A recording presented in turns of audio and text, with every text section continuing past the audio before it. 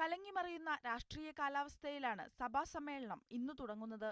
തദ്ദേശ തെരഞ്ഞെടുപ്പിൽ മേൽക്കൈ നേടിയ പ്രതിപക്ഷം അഴിമതിയും വിലക്കയറ്റവും ആയുധമാക്കി സർക്കാരിനെതിരെ ആഞ്ഞടിക്കും. ബാർക്കോഴക്കേസിൽ KM മാണിയുടെ രാജിക്ക് ശേഷം ചേരുന്ന ആദ്യ സമ്മേളനമാണിത്.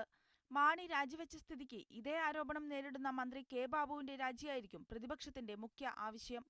ബാർക്കോഴക്കേസിലെ അന്വേഷണത്തെ സംബന്ധിച്ച ഹർജികളിലെ വാദം ഈ ആഴ്ച തുടരാനിരിക്കുകയാണ്. ഇത് സംബന്ധിച്ച വിധി പ്രതിപക്ഷ പ്രക്ഷോഭത്തിന്റെ ഗതി നിർണ്ണയിക്കും. വിധിയിൽ തിരിച്ചടി നേരിട്ടാൽ സർക്കാർ കൂടുതൽ ദുർബലമാകുകയും ചെയ്യും. ഹർത്താൽ നിയന്ത്രണ ബില്ലും പ്രതിപക്ഷത്തിന്റെ ശക്തമായ എതിർപ്പിന് കാരണമാകും.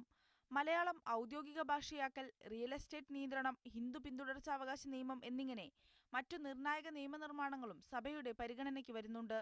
ഹോട്ടലുകളിലെ ഭക്ഷണവില നിയന്ത്രിക്കാനുള്ള ബിൽ ഈ സമ്മേളനത്തിലുണ്ടാകുമോ എന്ന് തീരുമാനമായിട്ടില്ല. ഡെപ്യൂട്ടി സ്പീക്കർ തെരഞ്ഞെടുപ്പും നടക്കുകയാണ്. PC ജോർജിനെ അയോഗ്യനാക്കിയ ശേഷമുള്ള ആദ്യ സമ്മേളനം കൂടിയാണിത്.